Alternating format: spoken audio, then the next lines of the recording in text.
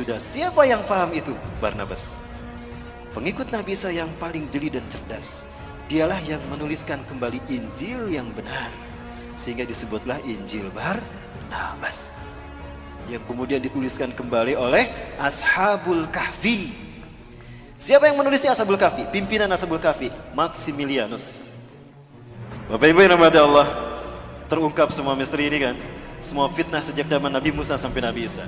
Nanti kita bedah di masa fitnah di zaman kita.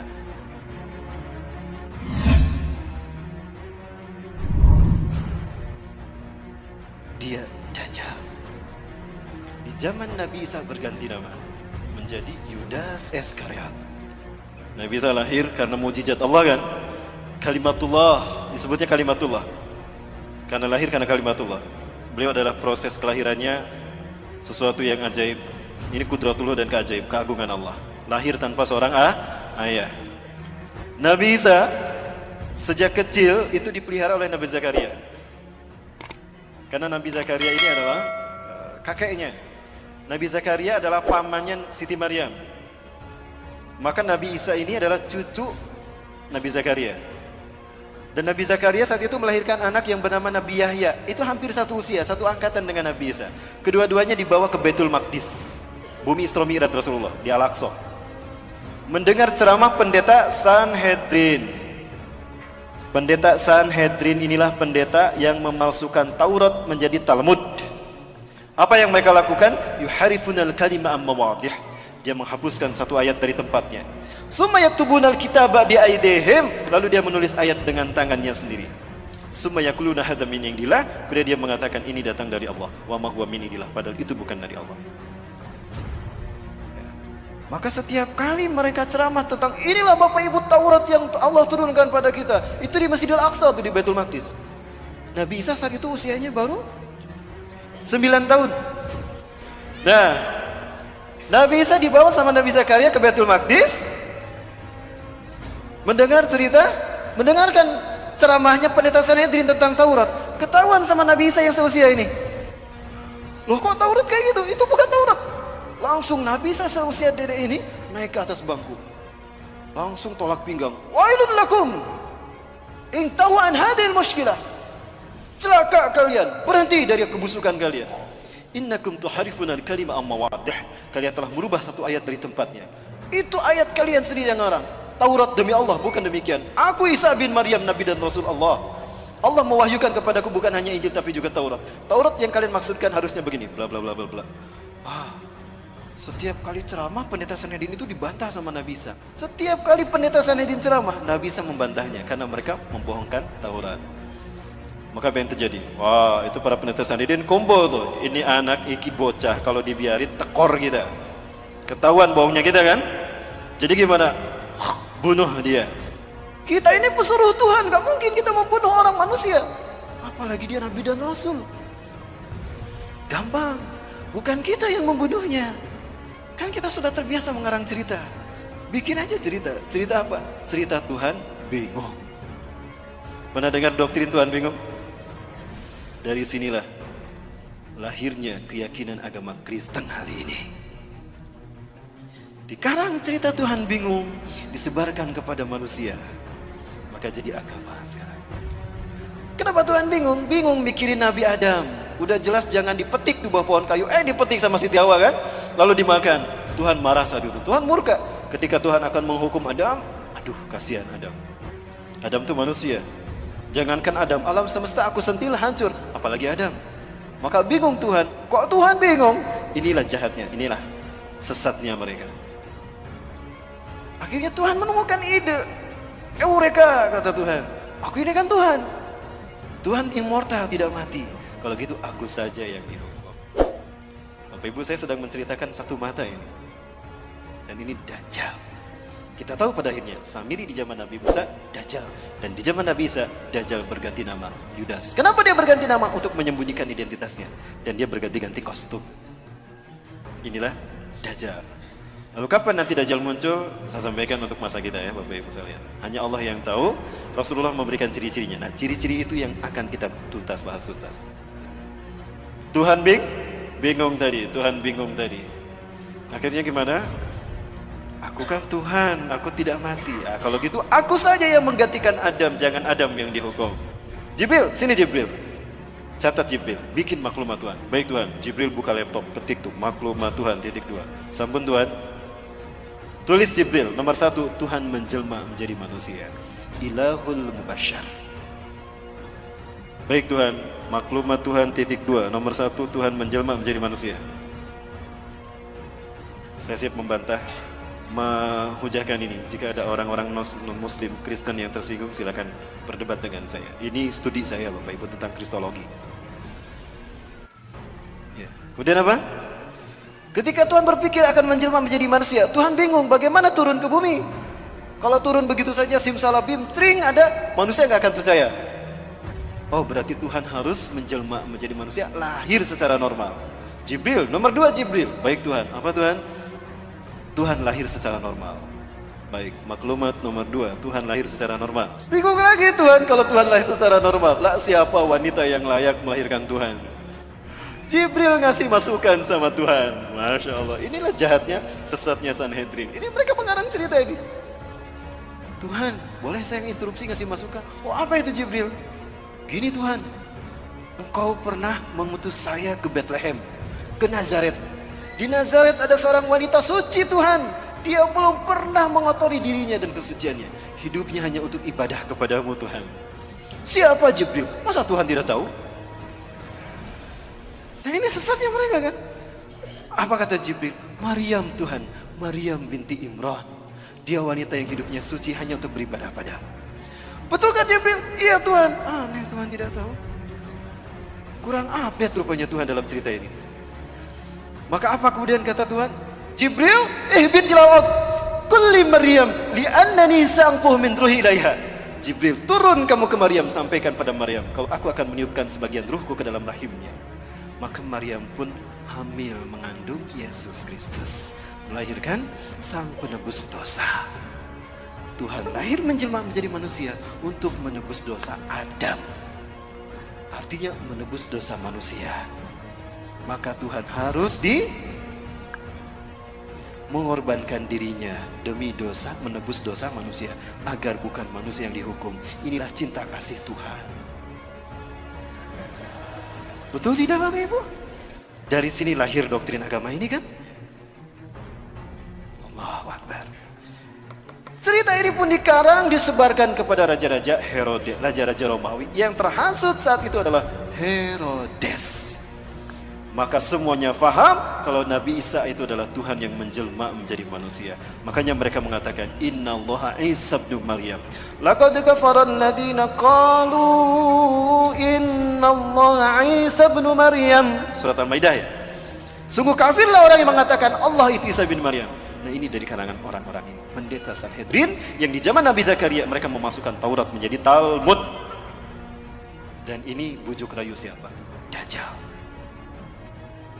Kemudian Bapak Ibu yang mati Allah, maka ketika cerita ini disebarkan, fahamlah Nabi Isa kalau nyawanya terancam. Maka Nabi Isa pergi meninggalkan Palestina, meninggalkan Yerusalem, meninggalkan Al-Quds, mengembara. Saat itu usianya genap 12 tahun.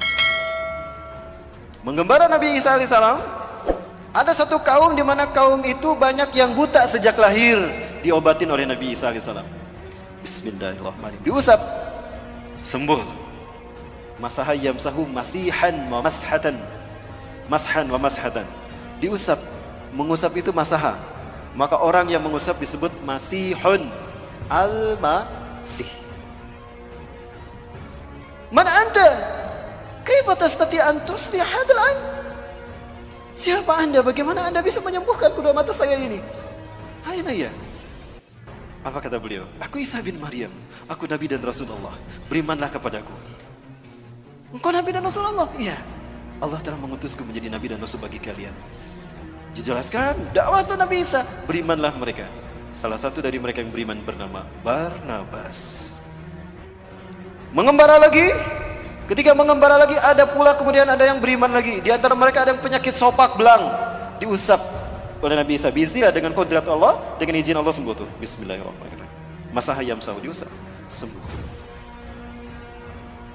Siapa Anda? Kenapa Anda bisa menyembuhkan? Demi Tuhan, bukan manusia yang bisa menyembuhkan ini. Aku manusia, aku Isa bin Maryam. Hati-hati, aku Isa bin Maryam, Nabi dan Rasul kalian. Dakwah mereka. Didakwahi mereka sama Nabi Isa. Berimanlah mereka. Salah satu di antara mereka bernama Yakobus. Terus berdakwah tuh kemana-mana. Di antara mereka beriman semua. Kemudian ada 12 orang yang kemudian menjadi murid Nabi Isa alaihissalam. Kemanapun Nabi Isa pergi, mereka menemaninya. Itulah yang kita kenal dengan sebutan Hawariyun. 12 orang. Nah, ini Bapak Ibu sejarah Nabi Isa. Nah, Dajjal masuk ke tengah-tengah Hawariyun. Jumlah mereka yang tadinya 12 menjadi 13. Siapa dia? Yudas Iskariot. Dajjal dia, Bapak Ibu. Hati-hati kalian, iblis telah masuk ke tengah-tengah kalian, kata Nabi Isa. Hati-hati, iblis ada di tengah-tengah kita. Mereka menyangka iblis itu yang tidak terlihat, padahal iblis yang dimaksudkan adalah Yudas. Siapa yang paham itu? Barnabas. Pengikut Nabi Isa yang paling jeli dan cerdas. Dialah yang menuliskan kembali Injil yang benar, sehingga disebutlah Injil Barnabas, yang kemudian dituliskan kembali oleh Ashabul Kahfi. Siapa yang menulisnya Ashabul Kahfi? Pimpinan Ashabul Kahfi, Maximilianus. Bapak Ibu yang dirahmati Allah, terungkap semua misteri ini kan? Semua fitnah sejak zaman Nabi Musa sampai Nabi Isa. Nanti kita bedah di masa fitnah di zaman kita. Di zaman Nabi Muhammad ada sosok yang diduga Dajjal. Dia bernama Ibnu Soyad. Ciri-cirinya mirip Dajjal, tapi ternyata dia bukan Dajjal. Rasulullah belum pernah bertemu Dajjal. Yang pernah bertemu dengan Dajjal adalah Tamim Ad-Dari, seorang sahabat dari Persia, sekampung dengan Salman Al-Farisi. Dia adalah seorang pelaut. Dia melihat Dajjal dengan mata kepala sendiri. Ini satu dalil kuat bagi kita bahwa Dajjal itu manusia, bukan Fomeo. Setelah sampai kepada momen terkait dengan Yudas Iskariot ini, pengkhianatannya, Allah berfirman pada Nabi Isa, Isa bin Maryam, aku akan menyampaikan engkau kepada saat di mana engkau akan aku angkat. Bapak Ibu silakan buka Quran surat Al-Imran ayat 55. Nabi Isa merasakan akan ada pengkhianatan dari Yudas Iskariot dan kaumnya. Para pendeta Sanhedrin berhasil menipu raja Romawi yang bernama Herodes, atau orang menyebutnya Herodus yang agung, the great Herodus. Maka saat itu Herodus dan pasukan Romawi datang mencari-cari Nabi Isa untuk menangkap Nabi Isa dan menyalib Nabi Isa alaihissalam. Allah wahyukan itu pada Nabi Isa. Maka Nabi Isa memahami itu, kemudian Nabi Isa berfirman. Ada dalam Quran surat As-Saff. A'udzubillahi minasyaitonirrajim. Iz qala Isa ibn Maryam lil hawariyin man ansari ila Allah. Ya, surat As-Saff. Ingatlah ketika bersabda Isa bin Maryam kepada Hawariyin, siapakah yang akan menolong aku untuk menegakkan agama Allah? Qala al-hawariyuna nahnu ansarullah. Itu saat terakhir perpisahan dengan Nabi Isa. Kemudian Nabi Isa mengatakan, kelak di antara kalian ada orang yang berkhianat kepadaku dan dia menggantikan tempat kedudukanku. Ya. Kemudian apa yang terjadi Bapak Ibu? Datanglah seseorang kepada Nabi Isa dan kaumnya Hawariyun. Intabi'u antum, intabi'u antum. Bersembunyilah kalian, bersembunyilah kalian. Wa anta ya Masih Nabi Allah. Anda juga wahai Nabi Allah. Anda harus bersembunyi. Kenapa? Sesungguhnya Herodes dan tentaranya Romawi dan juga para pendeta Sanhedrin sekarang datang untuk menyangkap Anda dan menyalib Anda Tuanku. Maka Nabi Isa kemudian memerintahkan kaumnya bersembunyi, termasuk Nabi Isa pun bersembunyi. Bersembunyilah semuanya.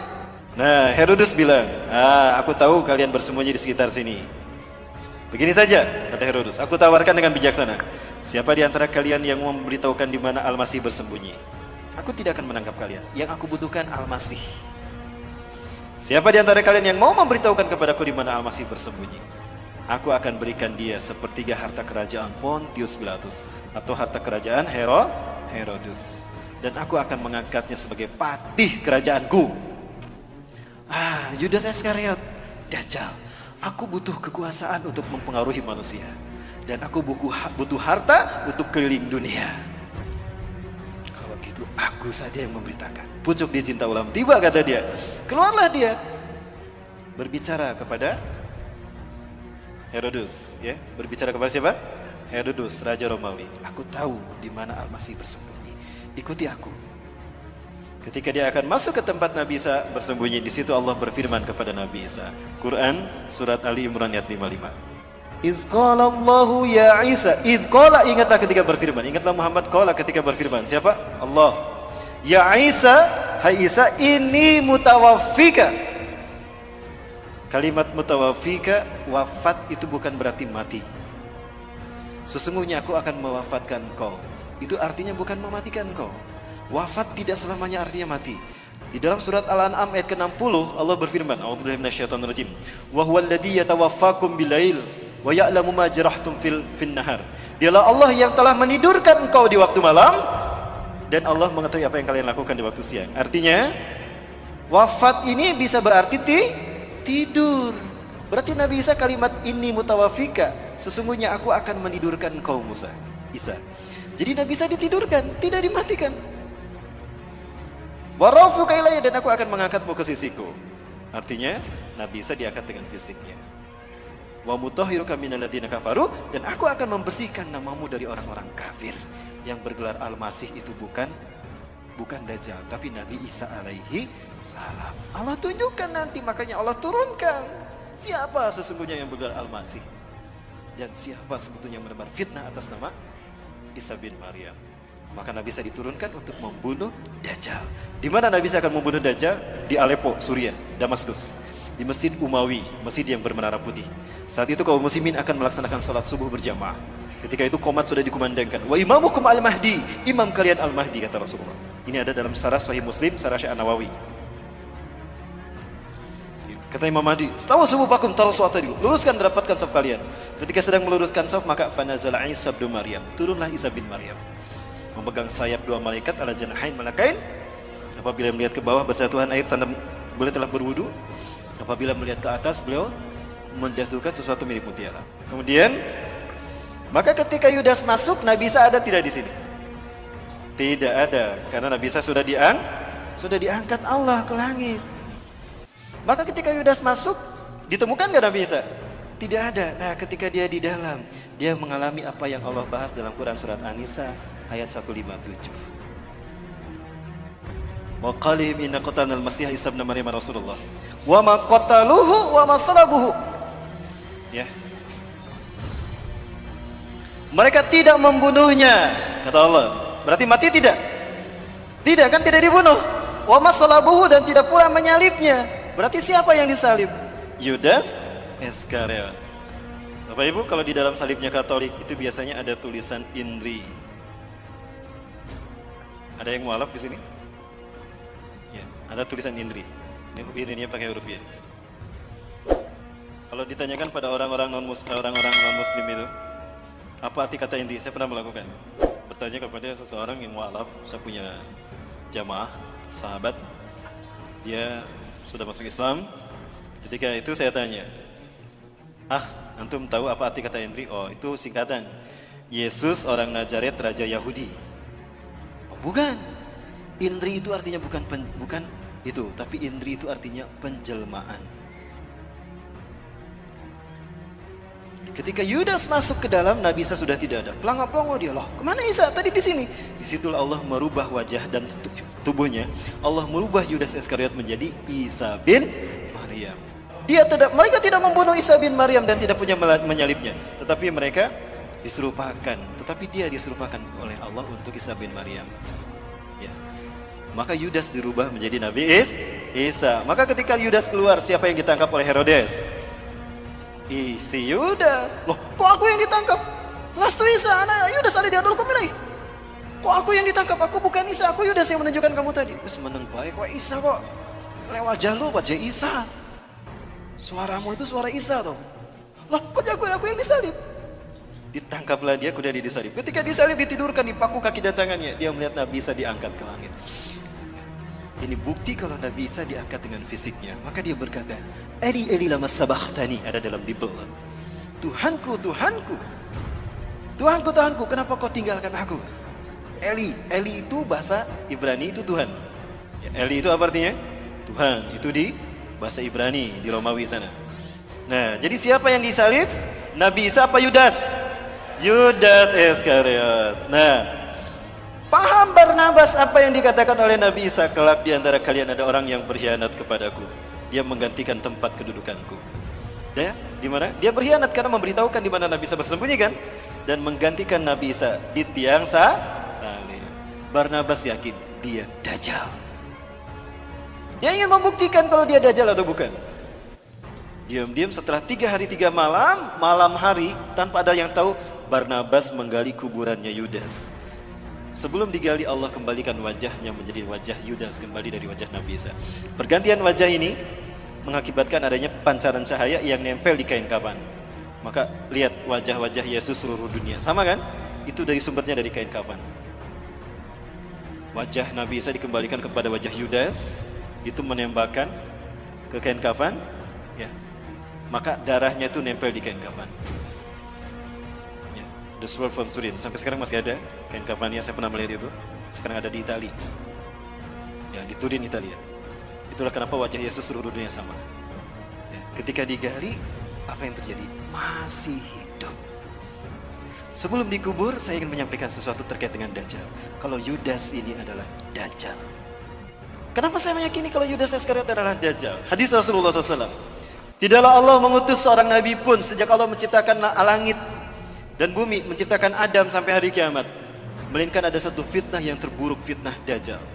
Sebagaimana para nabi mengingatkan kaumnya tentang Dajjal, dan sebagaimana Nuh mengingatkan kaumnya tentang Dajjal, hati-hati dengan fitnah Dajjal. Hari ini akan aku katakan kepada kalian, sa'aqulu lakum ma lam yaqulhu min qabl. Aku akan mengatakan kepada kalian sesuatu yang para nabi dan rasul belum mengatakannya. Apa itu? Innahu a'war wallahu laisa bi'awar. Sesungguhnya dia a'war. Banyak yang menerjemahkan buta. Menurut saya a'war bukan sekedar buta. Ada orang yang matanya normal tapi tidak melihat. Disebutnya apa? Buta kan? Tapi matanya normal. Kalau ini bukan a'war, itu bukan buta. Lihat hadis yang lainnya. Ka'anna ainuhu ainabah. Seolah-olah matanya itu seperti anggur yang menonjol, hitam semua. Artinya pecak. Jadi bukan buta tapi pecak. Pertanyaannya, kenapa cuma Rasulullah yang memberitahukan kalau dia itu pecak sebelah mata kanannya? Karena peristiwanya terjadi setelah Nabi Isa diangkat. Apa itu? Setelah si Yudas Iskariot disalib, dia diarak ke bukit Golgota. Nah, diarak dia ke bukit Golgota, bukit tengkorak. Ketika diarak, Herodes memegang pedang di tangan kanannya, Old Testament perjanjian lama di tangan kirinya. Itu pedang ditusuk-tusukkan ke tubuh Yudas Iskariot. Ketika pedang tadi menusuk tubuhnya, bercucuran darah, Bapak Ibu. Ketika darah bercucuran, para pendeta Sanhedrin dan tentara Romawi berebut darah tersebut, diminum. Itu rukun ke-5 agama Kristen. Ekaristi Holy Water, rukun meminum air suci. Kenapa mereka meminum darah itu? Karena mereka meyakini kalau ada bagian tubuh Yesus bercampur dalam tubuh mereka, mereka tidak akan pernah masuk neraka. Mereka akan masuk surga. Jika ada tubuh Yesus bersatu dengan mereka, maka darah mereka diminum. Itu menjadi rukun ke-5 agama Kristen. Ekaristi Holy Water. Kalau Bapak Ibu masuk ke dalam gereja, ada patung Bunda Maria atau patung Yesus, di depannya ada seloki, ada air warna merah darah. Banyak tuh pedang yang menusuk tubuhnya, dagingnya terkelupas, darah dagingnya diambil dimakan. Rukun ke-3 agama Kristen, Ekaristi Gusti Kudus. Selesai kebaktian, mereka berbaris untuk keluar, pendeta pastor pegang nampan di depannya kan, bagi-bagi kue kecil. Nah, salah satu tusukan pedang itu menusuk mata kanan Yudas Iskariot.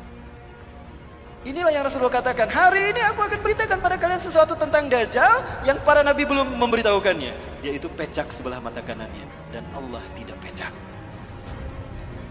Kenapa cuma Rasul yang memberitahukan? Karena hilangnya mata kanan Dajjal, rusaknya mata kanan Dajjal terjadi setelah Nabi Isa diangkat. Jadi siapa yang memberitahukan kepada umat manusia? Berikutnya, Nabi Muhammad SAW. Jadi siapa yang disalib? Yudas atau alias orang Kristen pun yakin dia akan turun. Bapak Ibu, di HP saya ada tayangan dalam bahasa Inggris. Ternyata mereka sudah yakin betul bahwa Tuhan yang mereka sembah itu salah. Bahwa Tuhan yang mereka sembah itu ternyata adalah dalam menurut umat Islam. Dan mereka yakin sebentar lagi Isa yang sesungguhnya, the truth, Al-Masih will come to kill this Antichrist. Itu kata mereka. Saya tunjukkan ini adalah masjid yang menjadi tempat pertemuan Nabi Isa alaihissalam dengan Dajjal. Rasulullah SAW menyebutkan saat itu kaum muslimin akan melaksanakan salat subuh. Wa imamukum al-mahdi, dan imam kalian adalah al-mahdi. Ketika qomat tadi kan Nabi Isa turun ya. Nah, Nabi Isa turun. Di mana turunnya? Di masjid Indal Manaratil Bayda, di masjid bermenara putih Syarqiyah Damaskus, di Damaskus Timur. Ketika Nabi Isa turun, kata Imam Mahdi, "Ta'ali Nabi Allah, salilana." Mari Kanjeng Nabi, imami kami salat. Imam Mahdi mundur. Ternyata Nabi Isa tidak mau jadi imam salat. Didorong tuh Imam Mahdi oleh Nabi Isa. La taqaddam hadhihi uqimat laks. Tukrimatullah la hadhihi al-ummah inna ba'dakum li ba'din umara. Tidak, qomat ini untuk Anda. Maju ke depan.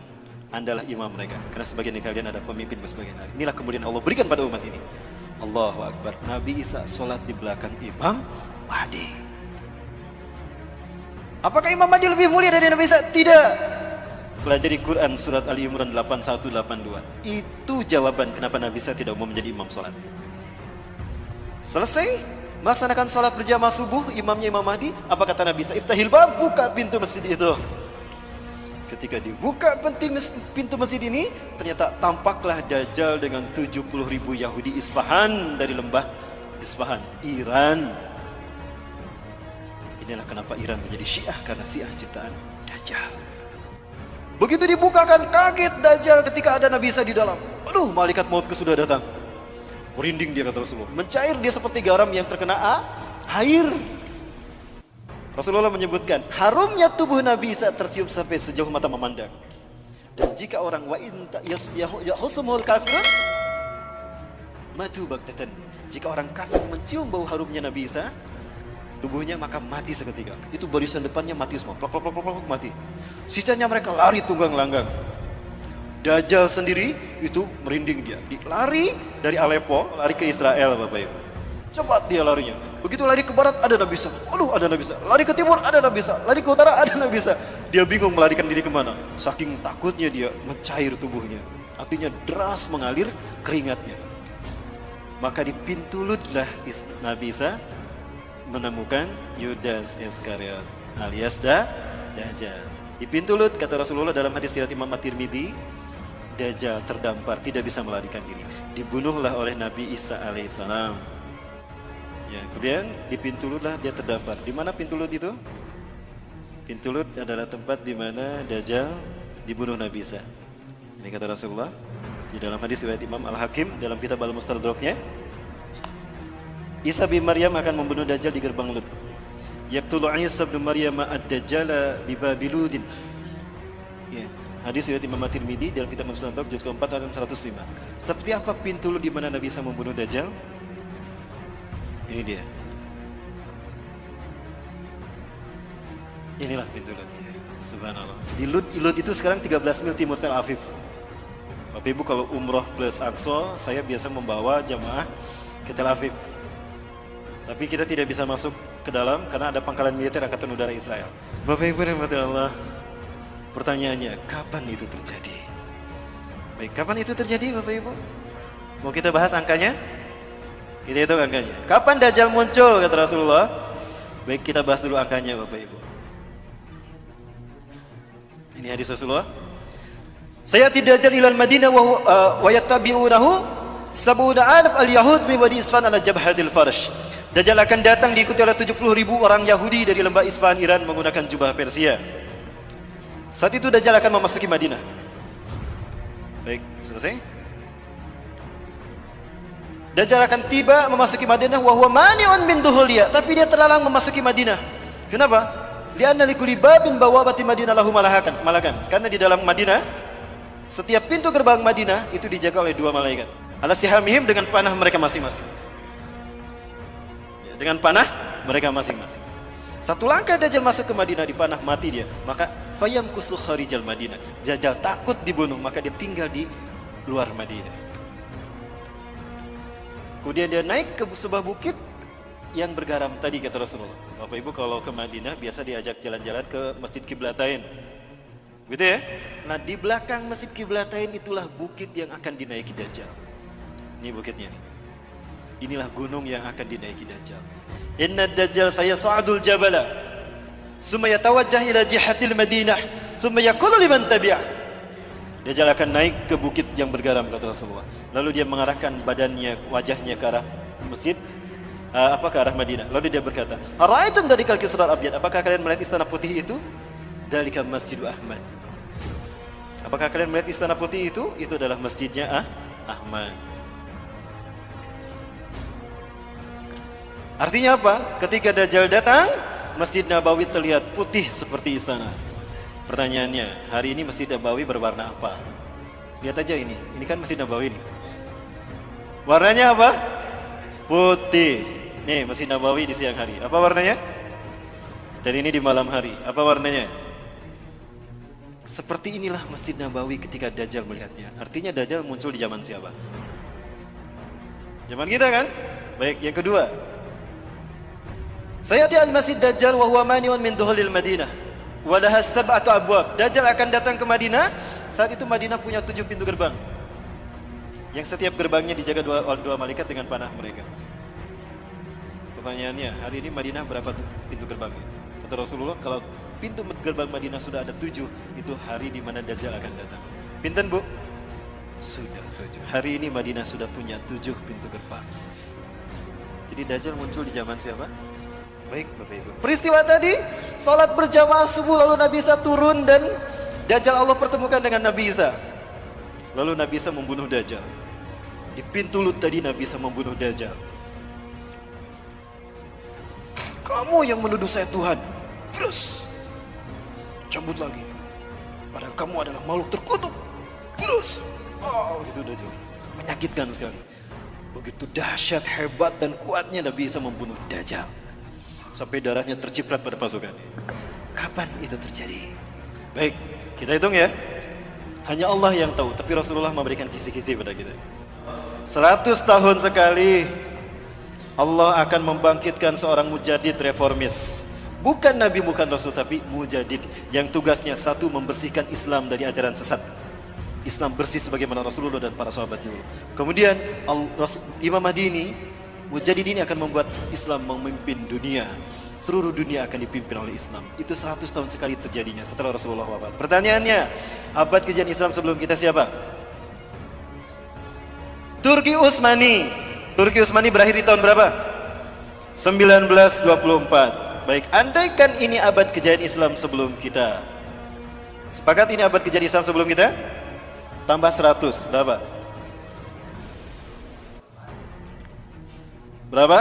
2024. Saya kira tahun pinten mas? 2019. Berapa tahun lagi? 5 tahun lagi. 5 tahun lagi? Berarti ini adalah tahun tersulit bagi kita tinggal di muka bumi. Bapak Ibu sekalian, 5 tahun ini saya potong menjadi 3. Kenapa 3? Ini kata Rasulullah dari hadis riwayat Abi Umamah. Betulkah 3 tahun lagi? Nantikan di episode yang akan datang. Barangkali itu dulu Bapak Ibu yang dapat saya sampaikan, lebih dan kurangnya mohon maaf. Yang benar dari Allah, yang salah ada kutipan saya pribadi dan saya bersifat astagfirullahaladzim. Ya, terima kasih Bapak Ibu. Hadanallahu wa yakum ajmain wa huwa minkum. Assalamualaikum warahmatullahi wabarakatuh.